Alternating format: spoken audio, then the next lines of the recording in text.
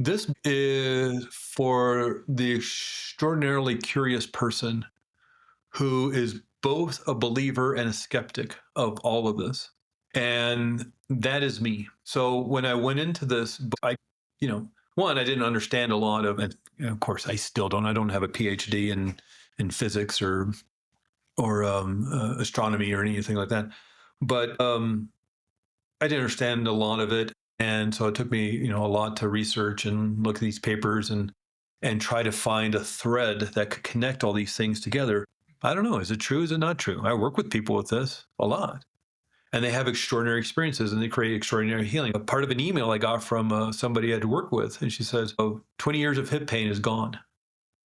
And I didn't even know she had hip pain, but she had been all to the doctors, the physical therapist, the MRIs. She did all of it and had this chronic hip pain that she just kind of lived with. That's not even what we were working on. I had no idea she had hip pain. She wrote back, it's like 20 years of my hip pain is gone because of this healing I achieved in the spirit world. Today on Supernormalized, I have the honor of bringing back Craig Meriwether. He's an expert in hypnotherapy from Arizona, and he's written a book. Now, the thing is that's surprising to me is that when we actually had our interview last time, he didn't even mention the book. And I had a little talk to him about that before we started our recording today. And it turns out it just was something that popped in that he had to get out. And got to tell you, it's a weighty tome. Over 450 pages and all different understandings of consciousness and how reincarnation works, karma, future pacing of understanding in hypnotic sessions, past life therapy, consciousness and memory, mystical views on all aspects of that and more. Look, it's a really good conversation if you are into consciousness and personal evolution. And I'm really happy that he's written this book. As of recording time, I've actually read 63%, to be actually really exactly honest. And I'm looking forward to reading the other part of it over the next few days. And it's been a thoroughly enjoyable read. Lots of detail there from so many angles that actually ties together in a really beautiful way. So if you're into consciousness and personal evolution and maybe even past life regression, this one's for you. On with the show. Subscribe. Welcome to Supernormalized, Craig Meriwether. Craig, this is our second interview. Thank you very much for coming on and agreeing to have another chat. And I'm really looking forward to this because we're talking about your book as we already have been talking. And yeah, we're going to outline what your book's about, why you wrote it. And yeah, basically, this is like the Bible for understanding consciousness in a new way, as far as I understand it. That's the way I see it. Wow, thank you. Wow, I super appreciate that. I've done a lot of podcast interviews this last year and a half or so. I mean, like 70, 80 podcast interviews over this last 18 months or so. And I always remember yours. Yours is like at the top. It was so much fun. It was such a great conversation. And we kind of got linked together again and talked about, well, maybe we can go a little further now that I got this book out. I was really excited. I've been looking forward to this for a long time. Yeah, great. Excellent. Well, like I got to say, your book is so thick. I got 6% of the way through, and I literally just tipped my toes into part 4, which is about karma and soul lessons, and just started in that part this morning. Because what I do is I actually do a bit of biphasic sleep. So I go to bed and then I wake up about halfway through the night, and instead of fighting that and trying to fight back to sleep, I just get up and read a book until my eyes fall asleep again. And I did that this morning and got into the karma and soul lessons, and that was like, oh, this is so juicy, and I haven't finished. But I got to there. So I've got to say credits to you. There is so much information in this book. I mean, like you were saying as we were talking before, that you've put all your interest into this, and your interests are very wide and expanding. Now, I've got to ask you, how does your book integrate modern scientific research with ancient spiritual wisdom about past lives? Because that's what you're all about, is past life regression. So for the people that don't understand that, can you give us some framing around that? As we were talking about before you pressed the record button, this is the book I wanted to read. And the chapters were outlined by what I was interested in learning. It's not that I knew this stuff already. It's just as I've helped people with their explorations of past lives over the last decade or so, these questions come up for me. And as I just learn and grow and over the years, it kind of opens up more questions. You end Yeah. up having more questions than answers the more you look into this. And it so fascinates me. And I originally sort of branded myself, if you will, as a clinical hypnotherapist, meaning I'm more working with people with maybe trauma issues, post traumatic stress disorder, anxiety, maybe even pain control, things of maybe the context and is more focused on this current life. But what fascinated me about hypnotherapy and the training I wanted to receive was more based on my interest in the spiritual and the mystical and the mysterious and the esoteric. And the school I went to, the Hypnotherapy Academy of America, the reason I chose that school, one was this extraordinary background of, I don't know, some 35, 40 years of being a school training just people in hypnotherapy. But that the last module, the last 2 weeks, and it's 2.5 months, it's 500 hours. The last 100 hours is focused just on past life regression. And that's what I wanted. And what I found fascinating, what was very exciting to me, is they want you to have that foundation of more clinical hypnotherapy. Here's how you work with people when uh, maybe they have a abreaction, more abnormal reaction to maybe experiencing something from their past. And so how do you calm the nervous system down? So you have this foundation of working with people in their when they're upset, if their emotional state uh, gets a little intense because of the healing they're needing to accomplish in the session you're working on. It may just be something, not just maybe, but if somebody's looking for more confidence, say if they need to give a speech or run the big meeting or something, or even like athletics, working in a more sports psychology kind of way. But that was the foundation of it all. But what really fascinated me was the spiritual. And I started off, however, focusing more on that clinical side because I live right next door to Sedona, Arizona. I'm in Flagstaff, Arizona. I'm about 40-minute drive to the east, right near the Grand Canyon. And Sedona, if people don't know, is sort of a spiritual hub of energetic activity. So it draws a lot of people not only to live there, but to visit. And that kind of work was being done there. And I thought, I'm so close. How do I kind of not compete. I don't like that word compete, but how do I market myself as a spiritual person, or not a spiritual person, but the spiritual work I'm interested in doing when it's already being done in this extraordinary city of Sedona, Arizona? So I thought, well, maybe just to kind of start out and just kind of brand myself or focus on my work, I'd work on more of the clinical side of things. And it's great. Arizona Integrative Hypnotherapy, a bit of a mouthful, but it has that professional sounding tone to it. But I always had this kind of side business of doing past life regressions with people because it's always fascinating. It's always so Mm. extraordinary to help guide somebody back into a past life or the spirit world and connecting with their ancestors. And it's always just kind of called me and said, I'd really like to focus on this work. And what kind of helped pave the path to that was the whole pandemic situation when everybody started doing Zoom sessions. Mm. And so now this opened me up not only to the rest of the United States, but really the world. I mean, look at us right now. We're talking, across the world. And so this work can be done in this manner because in and of itself, I'm not fixing anyone. I'm not doing the work for them. I'm guiding them. So as you close your eyes, you move into a more altered state of consciousness, into a trance state, you're the one doing the work. And so whether I'm 5 feet from you or 5,000, miles away from you, you're allowed to do this work. And because I'm not doing it for you, I'm not here to fix you, or I'm not here to fix anyone.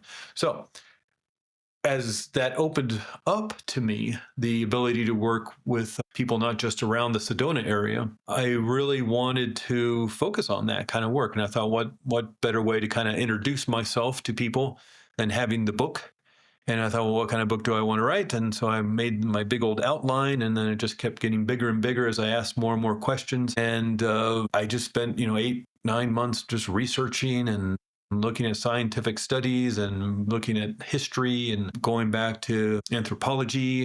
And we start off with the burial sites of Neanderthals in terms of looking at a brief history of spirituality and going through and linking that to when did past lives really start to be focused on in terms of other cultures and other times in history. And so that's just one chapter. And we do a lot of science around consciousness and memory, and even the government research around remote viewing that was done here in the United States by the CIA. We go into a lot of that. And the idea being putting all these parts together. By the end of the book, there's my hope is that there's a solid foundation that this is real, that you are having a real experience of a past life that you lived, some time ago. Yeah. Well, I mean, there's so much evidence now for past life experiences that back all this up, that actually help people to understand that this is real. I mean, it's basically in our bones of our culture now, and becoming more and more accepted, which is part of the reason why I do this podcast, is to actually help people to understand these things, to reconnect to the truth of what we are.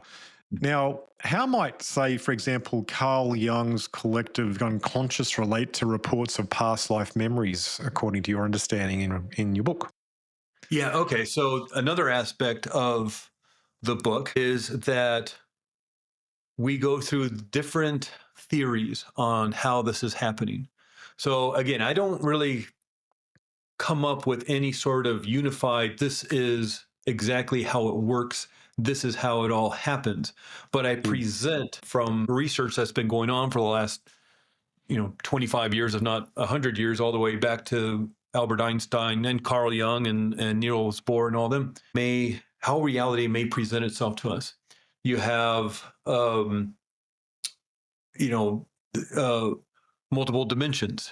You have the possibility of the holographic universe. You have computer simulation theory, and the possibility also of the collective unconscious as proposed, and then of course researched by others since Carl Jung. And so I do a brief little, because each one of those are in and of itself books on their own. You can find huge books that talk about the holographic universe, and about the multiverse and multiple dimensions and all these things. So of course this isn't an overall expanded look at each one of those, but just a brief 2-pager, maybe 3 pages. Yeah, it's a framing. Yeah. Just to here are some possibilities. And if you want more information, here are the books to look at. But in terms of the collective unconscious, it's very, very interesting, because what if the experience you're having in a past life isn't maybe yours? That's what I loved about it as well. Because I was thinking, okay, so what if that is true? The important thing of that is it doesn't matter if it's true or not. It's what happens to you from it. Yeah. And I love that way you did that in there. I was like, that's so important that people understand. Yeah, and that's a big part of not only the work I do, but hopefully what I'm trying to get across in the book. People have an experience. Yes. Now we can get the whiteboard out, and we can get our graph paper out, and we can say, well, it's possible that somebody's in a computer simulation. Somebody is part of the holographic universe. So we're just, if people have ever had one of those holographic bookmarks you got when you were a kid, and you turned it a little bit, and the dolphins jumping out of the water or something like that, or the tigers roaring. And if that was a true holographic bookmark, and it had that kind of weird 3D image to it, and if you turned it, it changed how it looked. If you were to cut it in half, you'd now have 2 images of a dolphin jumping out of the water. If you were to cut it up into 100 pieces, you would have 100 tiny little, but it'd have the full information of the entire photograph. So with the holographic universe is that every part of the universe contains the whole universe. And so that's how and again, this is a 30-second explanation of the holographic universe. I'm sure physicists are going, no, not really. But They probably do the same thing every time somebody tries to explain quantum reality too when they listen to my podcast. I guess. And so the idea around somebody's experience, while it's fascinating and it's interesting to have these conversations that can go on for hours, it's about the learning, the growth, and the healing that can be accomplished with that experience. How that experience happens, whether it's a construct of the subconscious mind to provide that healing, whether that's experience you really had at some point in this existence, or you're tapping into somebody else's experience. Yes. It could be either any one of those or something else entirely. It's about the healing, the learning, the growth you're going to achieve in order to create your best life. Well, yeah. And so, in terms of the Carl Jung's collective unconscious, what if we're tapping into this reservoir of information that started with the beginning of the universe, and we can tap into that and pull in information around that? Yeah. Again, it's fascinating. And is it your information? Was it provided by somebody else, some other being? It's extraordinary and it's head scratching and it's mind warping to try and figure it all out. And I don't, they've been looking at this for hundreds, if not thousands of years, trying to come up with the theory of the universe, life, the universe, and everything. And, maybe we're coming close. Maybe there's too many theories now.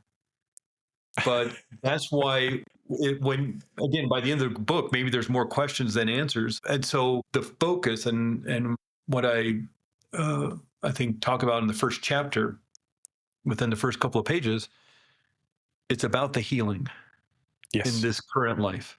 If you're in pain, if you're hurting, if you're struggling with anger or anxiety, you don't know why. And generally, what happens is I'm not the first on anybody's. People have been, when I talk to people and we're discussing the possibilities of doing like a past life regression together or some maybe more esoteric spiritual work, they tell me I've been years in talk therapy, or I've been doing these other kind of Reiki or breath work or something, and I still hurt and I'm still in pain. And I read Brian Weiss's book, or I read, Dolores Cannon's book, or Michael Newton, or hopefully my book.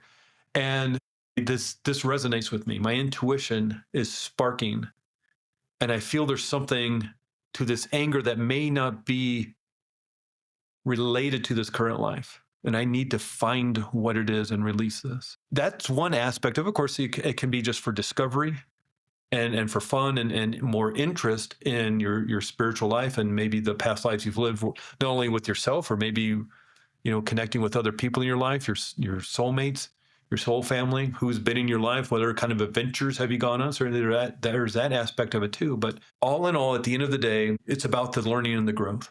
It's about the healing, so that this life you're living now can be a little bit easier for you, and you can open up to the love and the compassion and the empathy, and hopefully grow to learn the spiritual lessons you're here to learn. Would you say that's the criteria then for validating past life memories being elucidated, the actual healing in itself? Yeah. In terms of the work I like to do, it's about the healing, because at the end of the day, maybe I work with 5 people. I can't prove one way or another, but at the end of the day, whether the experience you had was a real past life or, again, maybe a construct of the subconscious mind to create that healing. And so the focus and the attention is about the discovery, the insights, and the healing that can happen.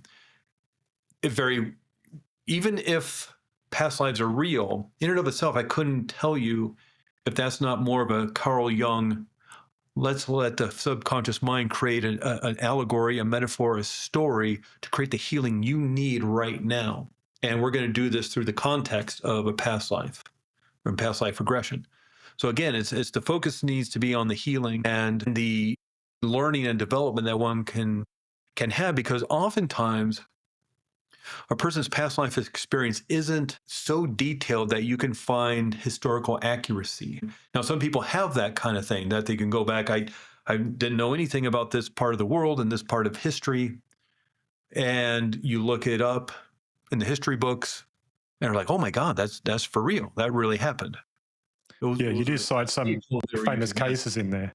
Yeah. There's lots of cases of that, not just in my book, but in other people's books Yeah. of people having even the extraordinary story of Om Seti, which is I talk briefly about her in the book, and having so much accurate information about Egypt, even though she grew up in Britain. She was born and raised in Britain, fell down the stairs, had a traumatic brain injury, and now all of a sudden had all this past life information about Egypt, and was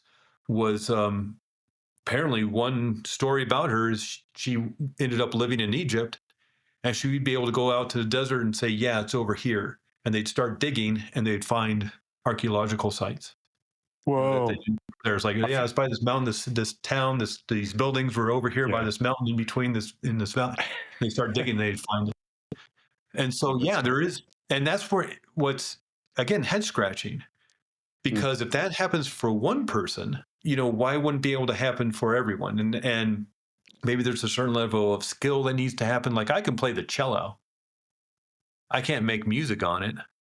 I'm not playing Royal Albert Hall or Carnegie Hall or anything, but I can play the cello. I can play the Yeah. guitar too. I know like 3 chords, but I'm not Eric Clapton or Robert Cray or Jimmy Page or anything. So maybe it's like that. Maybe there are people who have certain talents, certain skills who can tap into more information, tap into the flow of information.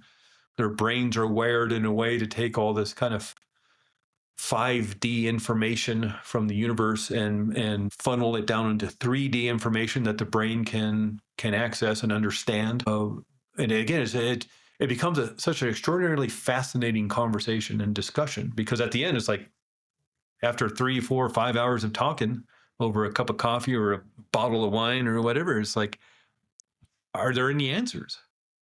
Mm.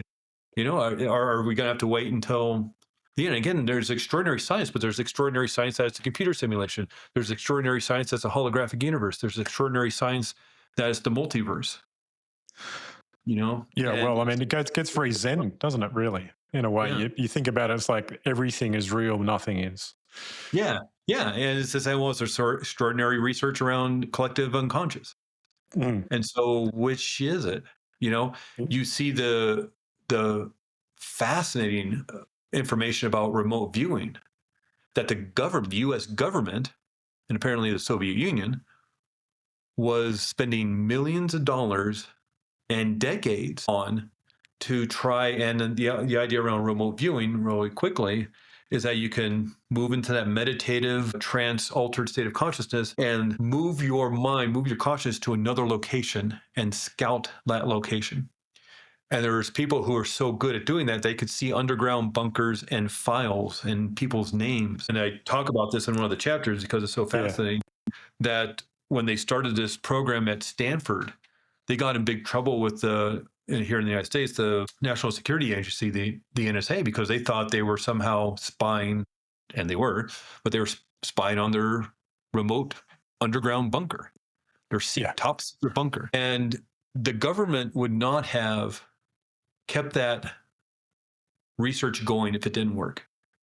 for If sure. they weren't having results, successful results, they would not have kept that program going for a couple of decades. And I would assume still going.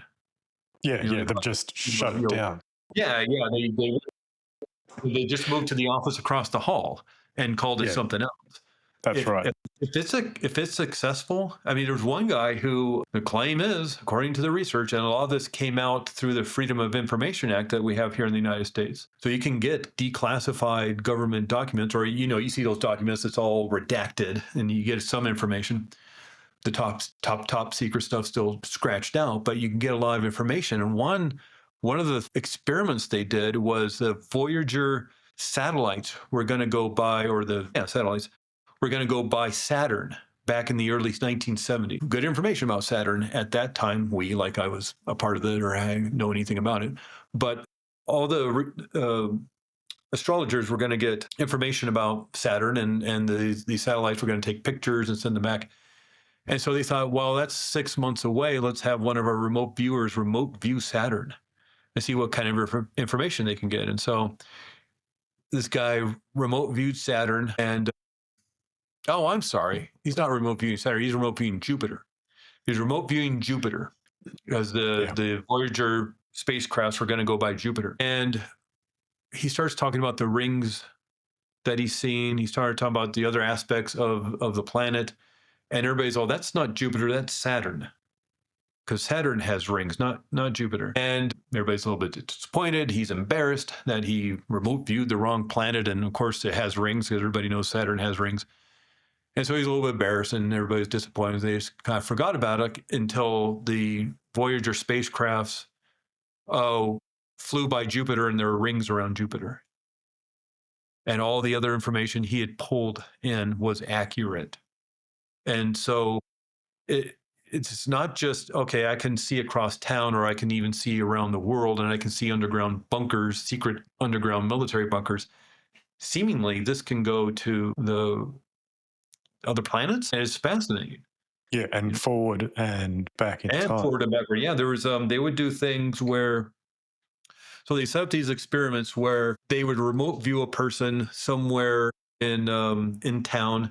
So they have the double blind experiments. They had one team A and team B, and team A would be the remote viewers. Team B would go out somewhere around San Jose or San Francisco, where Stanford was, and they would just park somewhere or sit in a cafe or something or be in a park. And the remote viewer would at a certain time say, okay, this person is here.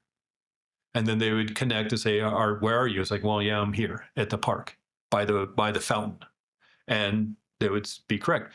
Well, what they started doing was Team B would put the location in a sealed envelope, not give it to the person traveling. So the person traveling to the place doesn't know it yet. They'd put it in a sealed envelope a few days before. The remote viewer would remote view it a day before, tell where this person's going to be. The person would get in their car, then open up the envelope, drive to the location, and that's where they were supposed to be.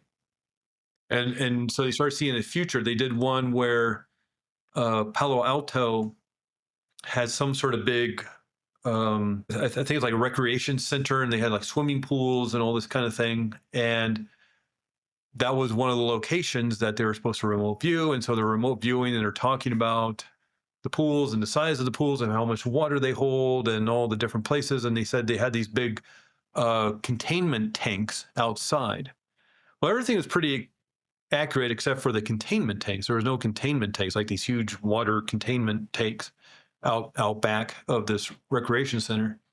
And about 20 years later, Palo Alto was celebrating its 100 years as being a city. And so they had one of those celebratory photographic books of the history of Palo Alto. And in that book was a photo of the recreation center from 1920 that had the big containment tanks in it. Yeah, wow. And it's like the guy was right. It was just It goes through time. 60 years beforehand or 80 years beforehand or whatever it was. Mm. And so there's all this evidence that not only can you just remote view another part, you can send your consciousness to another part of the world, potentially the universe, but you can send it into the future, you can send it into the past. One of the things there's a lot of government stuff going on, a lot of CIA stuff going on using this remote viewing.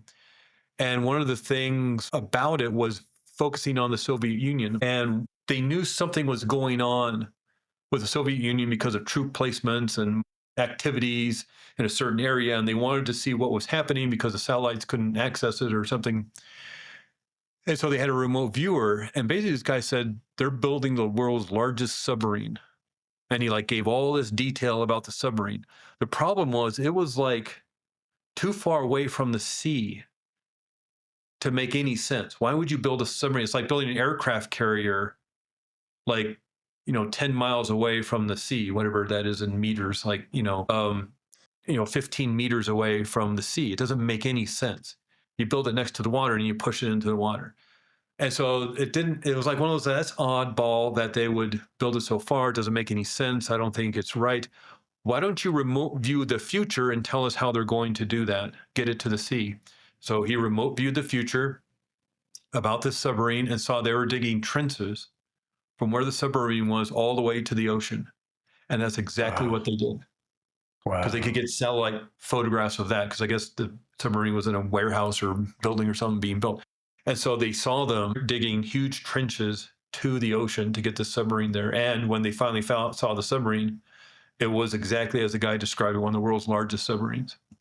You know, Yeah. again, this is government stuff. This isn't like, you know, woo-woo new agey community doing this. This is the United States government is using remote viewing to spy on the Soviet Union back in the 70s and 80s and getting accurate information. This circling back to the book and how this all integrates with that, it speaks to the fact that we all have these abilities, and these abilities are a part of our toolkit as human beings. And when we embrace the understanding that this is all possible, then even without embracing, you can still have actually healing occur from like finding your own way into an understanding about yourself. Yeah, Through past life and regression. there seems to be a biology to it, and there's some, again, research out there that you can look up. One of the best ways to find this information is, of course, on the Google machine. And if you go to Google and you type in Google Scholar, what you get is scholar.google.com. And what that is research papers. All that scholar.google.com focuses on in terms of its search is research papers, published research in medical journals, scientific journals. And so you can type in, this is for an example, type in hypnotherapy and anxiety, and you'll get research showing the efficacy of using hypnotherapy to deal with stress and anxiety and anxious feelings and things like that. This is real research. And one research paper that's come out within the last few years is, focusing on the pineal gland. And of course, there's a lot of information. Dr. Joe Dispenza talks about it a lot in his book, especially, what's the last one he wrote? Whatever the last one he wrote, will come to me in a second. And the pineal gland gets focused on because it's an unusual structure. Now, the pineal gland is about the size of a pea, about the size of a grain of rice. And if you can think of maybe a golf ball, maybe a racquetball in the middle of your brain, in that part of the brain, it's towards the back of that racquetball, that golf ball. And its main job is melatonin production. So it helps us put to sleep. And as the sun rises, the melatonin goes away and we get more cortisol and adrenaline, and we wake up and we go about our day. Well, the pineal gland is filled with tiny, tiny little crystals that have nothing to do with melatonin production. And there's no evolutionary need for these crystals to be in the pineal gland. And as Dr. Joe Dispenza points out in his book, Supernormalization, something like that, in his book, and of course other books out there, and I mentioned in my book, that these crystals can produce an electromagnetic field when pressure is applied. And if you're a Dr. Joe Dispenza fan, he has that specific kind of breath technique of pulling in breath from kind of the root chakra and up your spinal cord and into the brain. And the reasoning behind that is to help start moving the cerebral fluid to apply pressure around the pineal gland, therefore creating this electromagnetic field around the pineal gland. There are other research papers that indicate that this creates kind of an antenna-like effect, and that it helps pull in information that then can be turned into image and sound. It's called the transducer effect. So back in the day, really quickly, if you wanted to watch a TV show on Thursday night at 8:30, you had to turn on your TV, turn it to the right channel, and at least here in America, there would be a TV studio, film studio in Los Angeles. They'd have a big cassette of that week's episode of that TV show. They'd put it into their equipment.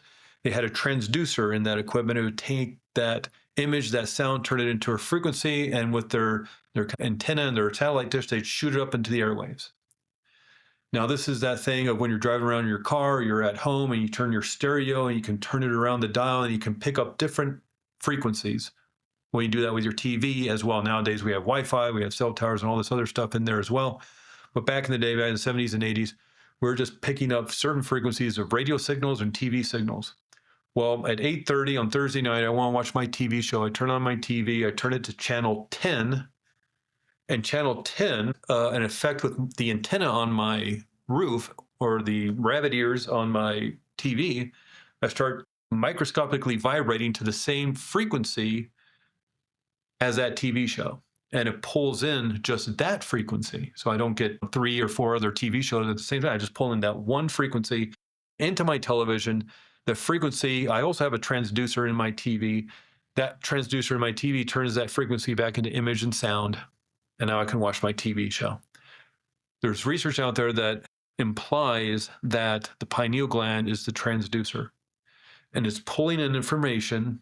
When we have an intention, I want to go back to the past life where I met my soulmate. I want to go back to past life where I created this hurt and this pain, this anger I'm feeling. I'm going to go back past life where is influencing the purpose I have in this life. That's the channel.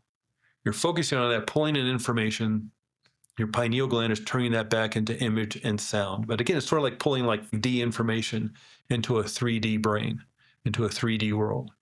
And so you're going to get images and audio relevant to your experience here on Earth, even though you're pulling it from the universe. Some people, one research implies that memory and consciousness are held in 0-point field, which is that universal field that binds the universe together, what Star Wars calls the Force.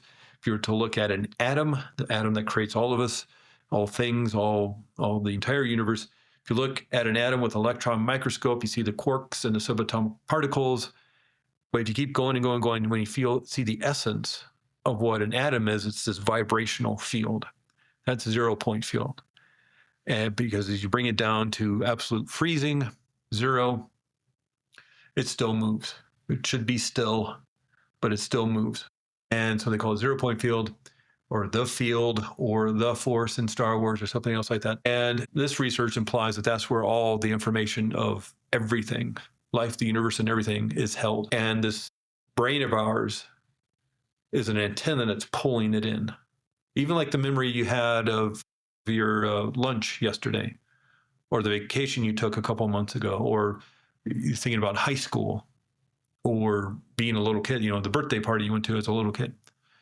And that information is not held in the brain. You're pulling it from somewhere else. And your brain, and specifically your pineal gland, is what's turning it back into image and sound and feelings, maybe smells. And if you go to your beach vacation, you may remember the smells of the ocean, and the feeling of the water lapping onto your feet as you walk down the beach. That's all apparently, according to some research, again, held within 0-point field, and we're pulling it as we kind of change the channels. And now I want to think of my beach vacation. Now I remember what the lawyer said at the meeting yesterday. And now I want to remember that restaurant we went to, and how do you get there? It's a fascinating aspect of being human. And it's sort of like you're swimming in the shallow end of the pool, remembering lunch yesterday, remembering that vacation, remembering high school. What we do with past life regression is we just go over to the deep end. And so just as somebody can remember maybe back in high school, anything in high school, whether it's the high school prom or high school math class, or smoking behind the gym, or your girlfriend, your boyfriend, the friends you hung out with, if you played sports, if you're in band, if you're in theater, you remember these things. It sort of speaks to the progression. All we're doing is we're going over to the deep end of the pool. It's the same pool. We're just going over to the deep end and going a little bit further. Let's speak to that idea of the universe being like in a plasmatic state, and that all time is now, and the only differentiation is how we perceive it or receive it, and then convert it into something of an experience, which then also allows you the understanding that if that is true, then all of our life is immediately here and now and available for change. Yeah. And this is where you get into the collective unconscious. Could you not also then tap into other people's experience? Well, we are essentially one on a greater scale of things. If we expand all the way out, then we're all infinites. Yeah. And you see, it gets bigger and bigger and bigger, and it gets a little mind twisty. It does. The more questions you ask, the more questions you seem to have. And so it's a fascinating discussion to have and to research and just keep looking at. How does karma fit into all of this? Well, karma, there's two interesting aspects in this theory, or maybe proven way our lives work, of coming back to Earth to live these lives again and again, not again and again, but to experience different lives for our learning and growth. It's sort of like, at least with, as explained in the Michael Newton books of Journey of Souls and Destiny of Souls, we have the soul family, the soul group, and we all kind of move together and grow together, sort of like you meet your friends in first grade. At least here in America, that's how we do it. In elementary school, we start in first grade, we go to 12th grade, and then we go to university.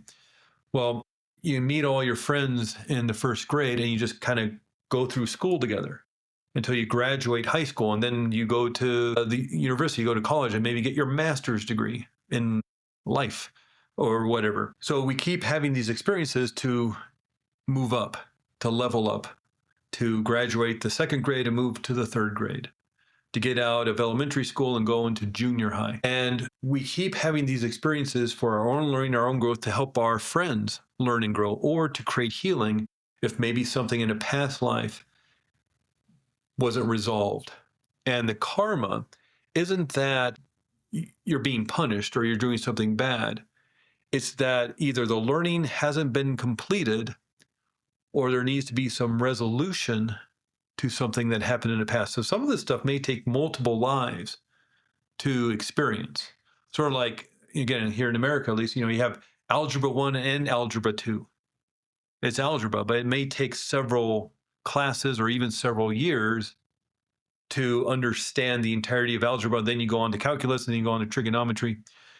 And so to get a full understanding of higher math, it may take several years, 7th grade, 8th grade, 9th grade, 10th grade, in order to finally complete the understanding. So with our lives here, it could be that we need to experience another life in another way in order to either heal something that may have happened to us in the past that we were unable to heal or shake off, or maybe we experienced life as somebody who caused some damage to other people. And that needs to be resolved in a way. Again, it's not punishment so much as looking for resolution. So And that's, rebalancing the universe. again, the kind of 60-second discussion of an extraordinarily complex philosophy.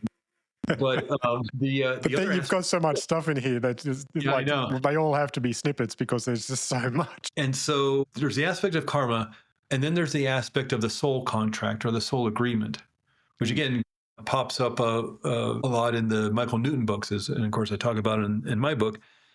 And so there's this interesting, again, conversation about what's predestined and what's free will and what is karma. And the idea, as again looked at in the Michael Newton books, and what's fascinating about Michael Newton books and why I kind of focus a lot of my attention on his work is because it just wasn't a couple of people he worked with.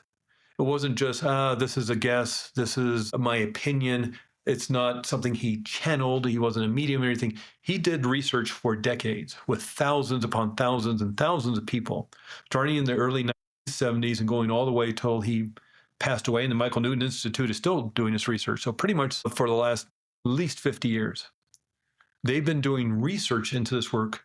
And what they find is people have similar experiences of that life between lives, that soul world, when we're not incarnate here on earth, when we're a soul and we're with our soul family or soul group or spirit guides. And one aspect of that experience is when it's been decided to come back to earth, we're choosing the experience. And this is where that kind of soul contract or that soul agreement is. It's like, well, your mother's, you're deciding who's going to play the role of your mother and what aspects of her are going to help lead you to your growth and to your healing. Doesn't mean it's going to be rainbows and unicorns. And again, that's where it gets mind twisty, because especially if you've had an unsafe home growing up as a kid, it wasn't a great experience, maybe even traumatic experience. Why would you choose that? And so it's not to blame the victim or anything like that, but it actually becomes somewhat empowering because, okay, well, what then was I to learn, or how was I to grow, or how was I to understand healing, having had that awful experience? And so if you look at it through the Michael Newton lens, through the Journey of Souls lens, for preparing this life, it's not random. It's picked, but there's also a certain aspect of free will around it too. So you could turn to left, left when you reach the corner, you can turn left, you can turn right, you can move forward, you could turn around and go back to where you were. So there's an aspect of it, but there's a certain need for things to fall into place, to meet the right people at the right time. And so, and that's again where karma comes. If you're not fulfilling that role that you're meant to play, or the learning you're supposed to understand, and maybe it's like, okay, well, you need to do it again. And so this extraordinarily complex philosophy around what is karma from maybe a past life that needs to get resolved or healed, on top of what was planned beforehand as a soul agreement with other people in your life in order to help with that healing and that learning. And again, it becomes extraordinarily complex. And that's in the past life regression, we hit upon those spots. So that's why these things can be 3.5 hours long. Yeah. Because we're not only experiencing past life, once that past life is over and you get to the end of that past life, experiencing that death in a safe way, in a gentle way. But that's where a lot of the impressions upon that life get locked down. The decisions about life and love and money maybe get held on to and then connected to a next life that need to be resolved, where those connections start to happen. But once you end that life and move up into soul world, that's where we can experience the deeper healing. And that's what's important about this work, is finding that healing up there in the soul world, whether it's that past life or maybe another past life, or maybe there's a thread of issues between past lives that somehow all connect, that need healing and resolution. But what we always go to the healing place, and we always go to the current life selection room, is what Michael Newton calls it. When it's been decided that it's time to come back to Earth, who are you deciding to be your parent and why? Siblings. What's your purpose? What's your ultimate goals? What's your mission? Is there hurt and pain that needs to get resolved while you're here? What's your main purpose in coming down here, and what are you here to learn? And that creates an extraordinary insight, as you can imagine, and helps somebody move forward in fulfilling what they're here to fulfill once they get clarity around that. But again, it's also that mind twisty thing of, especially if you've had a painful life, if there's a lot of hurt and anger because of what's happened, it's like, well, it becomes twisty because of like, did you agree to that? And why? Why would somebody go through something like that? And so again, it's oftentimes maybe creates more questions than answers. But when you realize, I think, in my own personal experiences, even though maybe there was some pain and there was some hurt in life in the past, in this current life, when you look at it through the lens of Journey of Souls and the possibility of agreeing to this, actually becomes a little bit empowering. Doesn't make the hurt or pain maybe go away, or maybe it may have made it a pleasant experience, and doesn't mean that people need to get out of jail or that protective orders need to go away or anything like that. But it's like, okay, well, if I had that much control over it, why did I agree to go through? I mean, maybe you're going through it for somebody else and their healing and their experience. So I don't know. Yeah. Again, more questions than answers, I think. But part of your book, you've got exploring the future as well. And how does that part come into play when in a past life regression session, for example? Or is that something you do extra? I don't do as much future exploration. I guess I don't promote it as much. I don't even have it on the website. And the reason why is, one, I think people can get locked into, oh, okay, this is what the future is going to be like. And now there's two aspects of this that we can look at. Sort of like, you can remember your past, again, what happened 2 weeks ago, what happened 20 years ago, what happened in high school. You're looking into the past. Then there's a larger aspect of looking into a past life, back in the 1800s, back in the 500s, back in 5 BC. Well, in the future, there's two aspects of it. You look in the future of this current life, you're 40 years old, what's it going to be like when you're 55? You're 55 years old, what's it going to be like when you're 80? But there's also the aspect of what's it going to be like 300 years from now or 1,000 years from now. Mm. What I found in terms of taking somebody into the future of this current life is it's only a potential, but people can kind of get, because of the extraordinariness of it or the information they receive, they kind of get locked into it. And Yeah. it never felt right to me. It just Yeah, kind of felt. And then when can be like a people look at prescription. when people looked into the far distant future, 300 years from now, 1,000, sometimes it's pretty dystopian. And, Whoa. yeah, it's like, Well, it could be on the life they it depended it's also to just a pick then, potential. right? Again, that's the mind twistiness of it. Yeah. It's all Yeah. happening right now, is it not? Yes. And so are you actually looking at the future, or are you actually only looking at potential future? It's sort of like Yeah. that law of attraction thing. You don't get what you want, you get who you are. So if you change your energy and all that, you can create a different future potential. So the potentials are out there. However, if time is happening now, all you're doing is moving your consciousness from right now to the next channel. That's happening right now. The future is happening. So it's stacked on top of each other. The past is not behind you. The future is not in front of you. It's happening right now. You're just kind of altering your consciousness to look at it maybe a different radio station. So it's the idea of like you're in the middle of reading a book and you're at page 120. Well, the earlier pages are still there, but the future pages are still there too. You could turn to page 300. May not exactly make sense because you cut out a bunch of information, but that part of the book is still there. So you could look into the future of that book and gain that information. Now, that might be helpful to learn who did it and see how they set you up, writing style, to learn how to do it and how they maybe projected who was going to be the person who did it earlier on the book. But the entire book is there. All you're at is like right now on page 120. So the idea around future, just like looking into the past, is like, well, then you can look into the future because it's there. But is it? Yeah.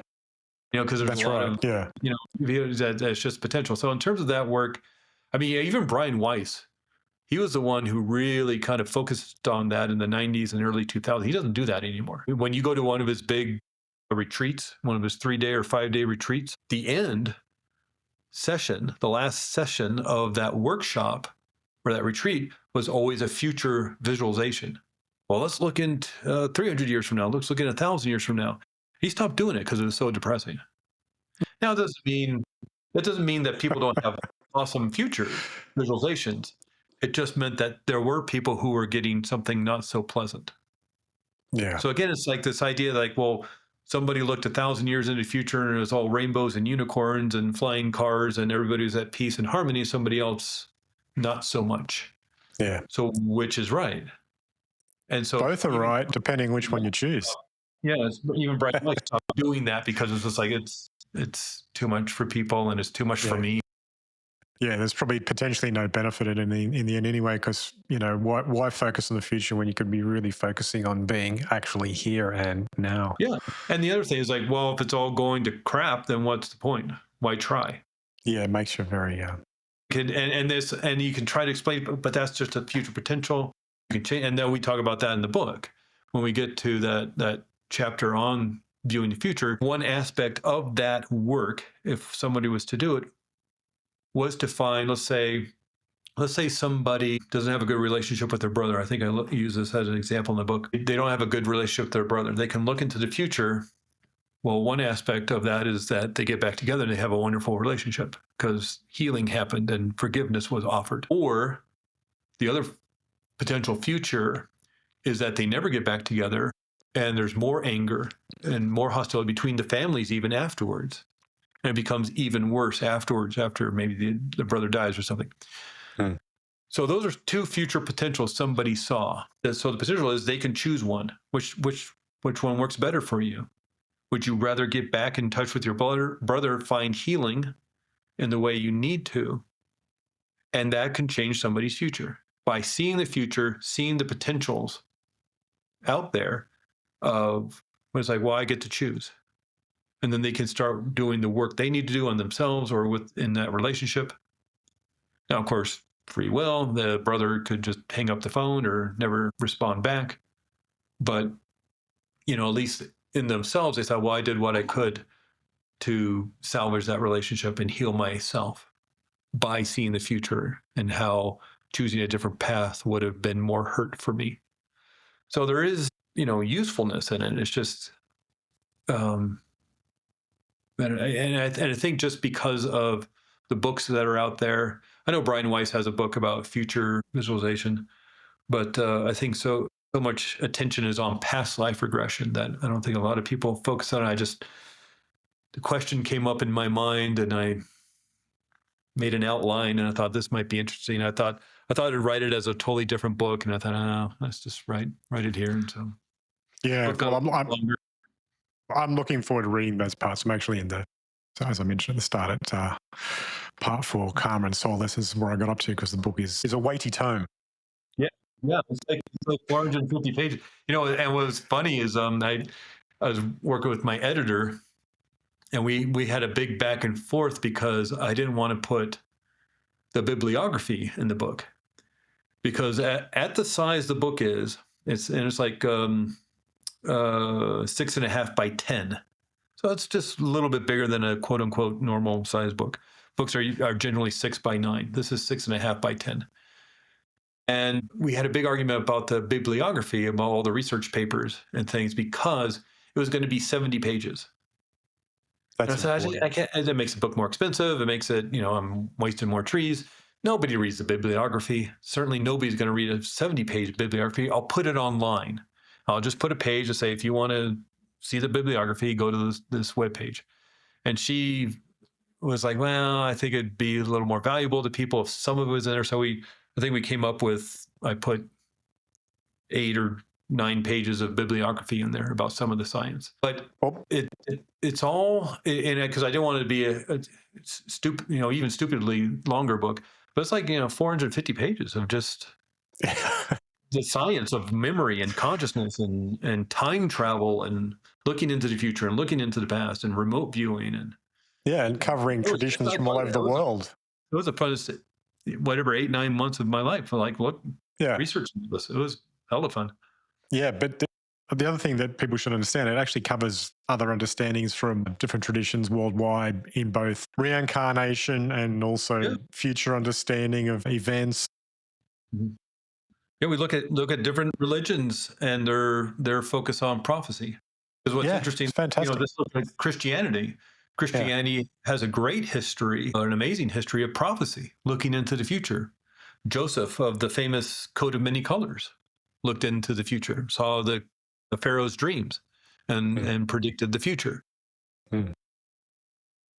Daniel and some of the others, but there's not a lot about past lives in there. About looking into the past. And so it's and then we, of course, we look at other aspects of different religions, of course, Hinduism and reincarnation, and again, going all the way back to Neanderthals and some of the kind of lost tribes of South America. Some have kind of come out into the civilization and talked a bit about their spiritual beliefs. And so what we know about that. And so, again, just kind of seeing this huge historical perspective, again, in bite-sized little chunks, because each one of those could be a 400-page book on its own. But bite-sized little chunks of what do the world's religions think of past life regression and reincarnation. Some are into it, some are not. What do they think about future prophecy? Some are interested in it, some are not. And let alone what is the government's interest in past lives and remote viewing and seeing into the future. It covers so much. Now I'm going to ask you, give us a 1-paragraph pitch of who this book is for. This book is for the extraordinarily curious person who is both a believer and a skeptic of all of this. And that is me.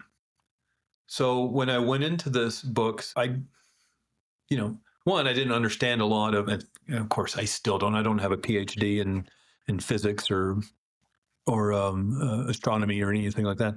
But I didn't understand a lot of it, and so it took me, a lot to research and look at these papers and read the books. and try to find a thread that could connect all these things together. But the reason I wrote the book is because I don't know, is it true? Is it not true? I work with people with this a lot, and they have extraordinary experiences and they create extraordinary healing. I start the introduction, the very first line of the book is a part of an email I got from somebody I had worked with. And she says, "Oh, 20 years of hip pain is gone." And I didn't even know she had hip pain, but she had been all to the doctors, the physical therapist, the MRIs, she did all of it, and had this chronic hip pain that she just kind of lived with. That's not even what we were working on. I had no idea she had hip pain. But I always check up on people afterwards, a couple of days to see how they're doing, how they're integrating the information, if they have any questions, need any help. And so I reached out to her a couple of days later and said, "How are you doing? If you need anything, please let me know." She wrote back, it's like 20 years of my hip pain is gone because of this healing I achieved in the spirit world. I didn't even know she was doing it because there is a certain aspect of privacy when people are doing their healing work. We're having a conversation, but I'll give them the privacy and the silence they need to create the healing. That might be 2 minutes, it might be 20 minutes. Mm. And she was having a big struggle with some healing, but she's there with her guides. She's there with the other healing beings up there in the spirit world, and she created this physical healing, by doing this work. And so you have these experiences, and there seems to be something to it, but I don't quite understand memory. I don't understand consciousness. I don't understand what the big deal is about the pineal gland. What's the crystal situation all about? I read about it in Joe Dispenza. I wanted to find out more about it. And so I was curious. I was also skeptical that remote viewing stuff I had heard about. There's a George Clooney movie, Men Who Stare at Goats. That's what that was all about. It seems kind of, ridiculous. But I'd heard about it, because I'm into the whole, esoteric thing, the paperbacks we got back in the 1970s about Bigfoot and UFOs. And that was fun to look at as a kid. And I heard about remote viewing, and it's like, well, is it real? And you start reading, because of the Freedom of Information Act, you start reading these real declassified CIA documents about it. It's mind-blowing. It is. What they were working on. And so the book is for anyone curious about it, anyone who's skeptical about it, anyone who's a true believer, if you're all those at the same time. And that's why I wrote it for myself. And when I worked with my editor, and she said, "Who's this book for?" And you're supposed to say, "Oh, it's a young adult book about vampires and romance, and so it's for 14 to 18-year-olds, or it's for, mathematicians in their 30s who have gotten their PhD, so whatever." You're supposed to tell the editor who the book is for. And I said, it's for me, because I just wanted to find out all this information, and why not put it, because of my, OCD, I got to do something with the information. So I started writing it, organizing it, and finally, and all of a sudden, well, there's a book here, I think. And so I think that was a long answer to a short question. But what I wanted to do was something I hadn't read before.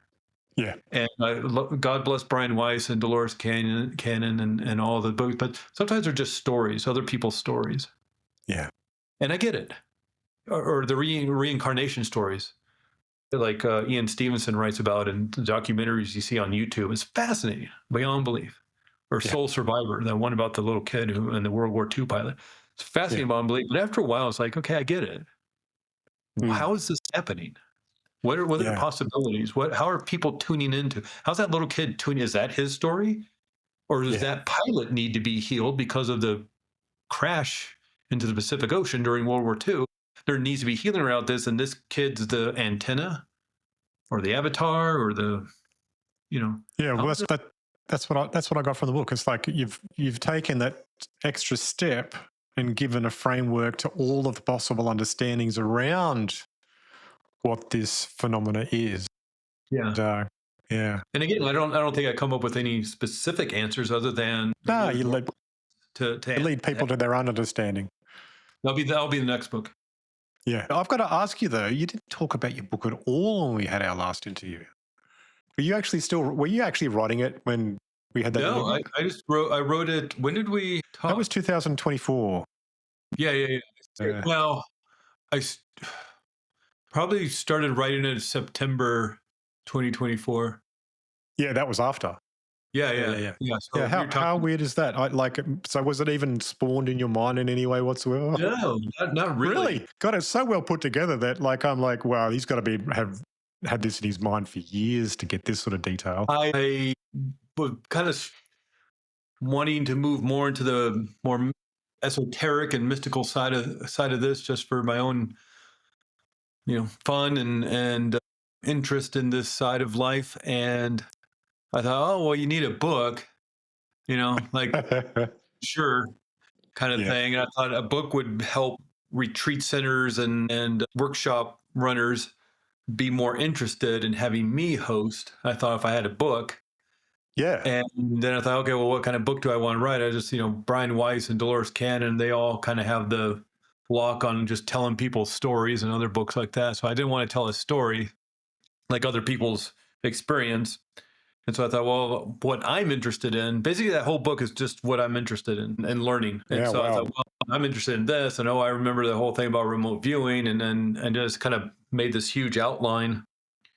And as Yeah. I researched and tried to put it together, just more stuff came. And yeah, just as well over the course of uh, about 8 months, I wrote it. Wow. So, Craig, when is this book out and how can people find it? The book is out, and Oh, it's on Amazon. So excellent. if you go to Amazon, you can probably find it. To be honest, it's because I'm not the most famous person in the world. It probably is not at your local bookstore. You can certainly ask for it. But what's nice about the whole Amazon thing is they make it easy, and they make the price right. And so find it on Amazon. Past lives. Actually, I got it right here. I hope that's facing in the right direction, but at least you can Yeah, see that's what the great. cool past lives guidebook. Perfect. Discover healing power, past life regression, and find it on Amazon and get it to you in a couple of days. Nice. Yeah. Well, Craig, thank you very much for coming on and talking about your book, and all power to you for getting this out. I mean, I know how hard it is to get a book out of our conscious mind and subconscious mind. So, yeah, Yeah. amazing work. Thank you. And CeeJay, I really appreciate you inviting me on again. Like I said, I'm not, it's no joke. I remember our last conversation from about a year ago or a year and a half ago, whenever it was. And it was one of my most favorites of all the ones I've done. So I hope we can do this again, maybe in a few months or a few years or something. Yeah, yeah, for sure. We will. I'll definitely keep up. All right. Thank you very much, Craig. Thanks, CeeJay. All right. I'll just say goodbye to the listeners. What an awesome interview yet again with Craig. All power to him for writing this book. And if you're looking to upgrade your life, then I think you'd probably do really well in reading this book yourself. It's got so much in it and covers so many aspects of consciousness in a way that makes a lot of sense. If you've enjoyed today's show, remember to like and subscribe. And if you're on a podcast app, 5 stars, and maybe right down the bottom of either YouTube or on wherever you are, some details on where you are in the world. I'd like to know that. That'd be really cool. And give us some feedback on the show. I'd love that. Okay. Thank you so much for listening. Until next episode, it's bye for now.